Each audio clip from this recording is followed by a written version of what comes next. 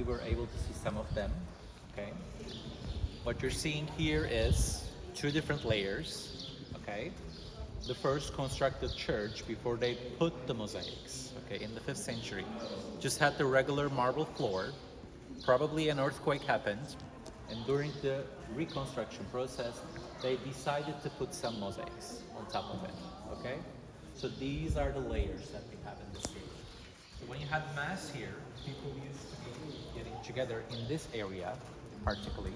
Okay, what you're seeing on your right-hand side is a complex building where they used to have a library, a place where the bishop can put the clothing items, a small chapels, for example, with some diverse things. You would also find from time to time places that cook food in order to give to the poor families in the city. So you have to consider the Byzantine church as a big complex. This is not just an area for prayer, okay? What we have in the middle is a classical element of the Orthodox churches that is named ambo, okay? A-M-B-O, it's named in English. This is a pulpit that has stairs from both sides, okay? So it looks to look like a triangle, like this. You would go up, the religious leader, the bishop, sometimes even the emperor of the city, if he needs to address all the people, and you would make a speech. You can recite some things, also the New Testament.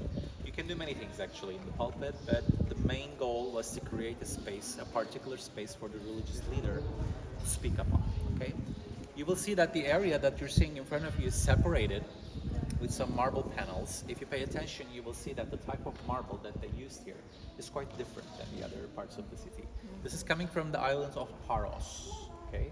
It has a different color, so it was a symbol of prestige and money, actually, I would tell you.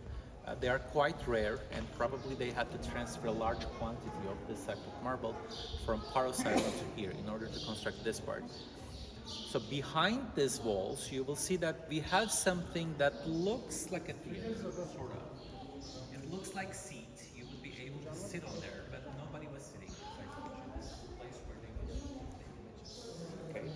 So if you came here in the 6th century, you would find very nice, very well made icons, okay, of this size, more or less, covered with gemstones, okay, sometimes gold, sometimes silver, and they have these images about Virgin Mary, Jesus Christ, John the Baptist, or some particular personality that was killed by the Roman authorities in the city during the time of persecution, like his icona. They would all be in a chronological order on this part that looks like a theater, so the people who visit the church would be able to understand what happened, especially in the New Testament.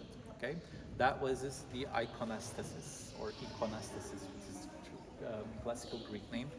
When we go to the St. John Basilica in Thyatira, I will say, you will also find the same formation more or less. Okay, so the Byzantines, beginning from Constantine, but majorly during the time of Justinian, they took this decision of constructing a basilica dedicated to John in every one of these 7 cities. Okay, so this is a part of this chain, but it's the most well reconstructed, I would say, between all the John churches that you will see.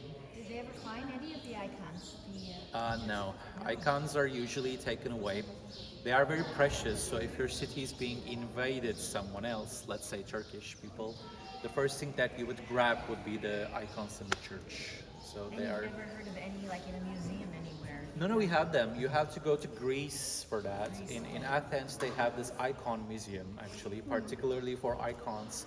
And you would see some icons made by the masters in Iconium that we had been during the 5th century, 6th century, all very well preserved. Yeah.